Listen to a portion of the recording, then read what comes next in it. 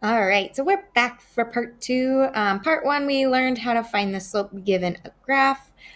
For this one, we're going to be finding the slope between 2 points. So if we're not given a graph. So it says, although the slope of a line can, oops, didn't mean to draw that.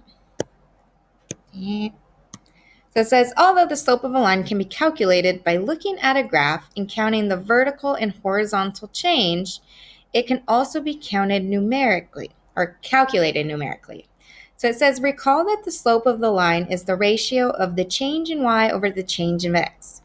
So 10a says, identify 2 points on the graph above and record the coordinates of the 2 points we selected.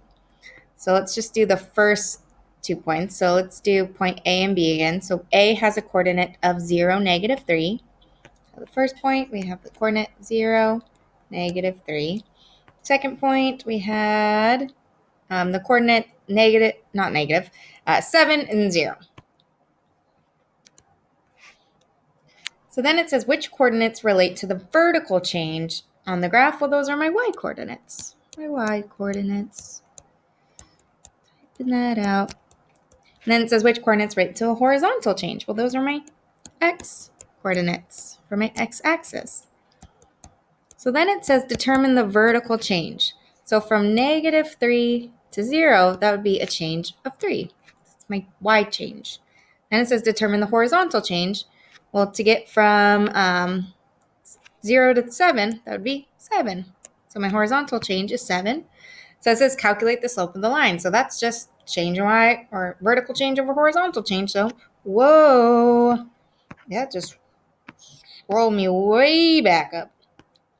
So that would, my slope for them would be 3 over 7, which is the same exact way that I found the slope from my graph.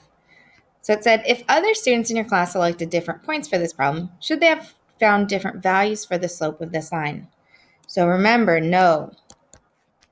The slope between any 2 points on a line will remain the same. Remember that if it didn't remain the same, we'd have like a graph that went boop, and then boop, and then boop, and that's not a linear graph. We want a straight line. So it says, it is customary to label the coordinates of the first point, x1, y1. That little subscript 1 just tells you which ordered pair you're dealing with. And then the coordinates of the second point, x2, y2.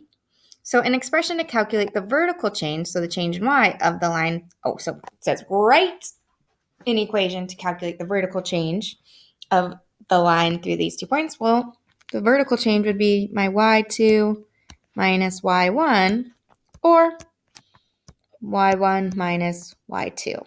That part doesn't matter. Then it says write an expression to calculate the horizontal change. So that would be x2 minus x1, or horizontal, x1 minus x2. It doesn't matter which point you start off with as long as that ratio remains the same in the numerator and the denominator. So it says write an expression to calculate the slope of the line through these 2 points. So again, it's my change in y over my change of x. So y2 minus y1 over x2 minus x1. Or could be this change in y over this change of x, but it will be the same thing. So y1 minus y2 over x1 minus x2. It does not matter which of the 2 points you're choosing as your 1s and 2s, as long as this order remains the same. The y from one point, the x from the other point. The same point. The y from the other point, the x from the other point. Same over here. As long as these 2 are part of the same ordered pair, you're good. So let's practice that. So number 12 says, use the slope formula to determine the slope of the line that passes through the points 4, 9, and -8, -6. I just like to label them. These are going to be my 1s. These are going to be my 2s. So y2 minus y1, so that'd be -6 minus 9 over x2 minus x1, so -8 minus 4. Doing that math.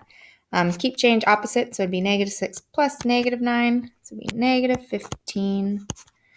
And then keep change opposite, we get negative 8 plus negative 12, so we get negative 12. Negative divided by negative is a positive, and we could simplify that to 5/4, dividing both by 3.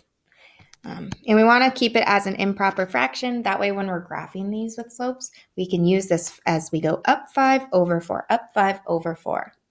All right, so your homework today is the practice. Yeah, let me know if you have questions. Come to my office hours.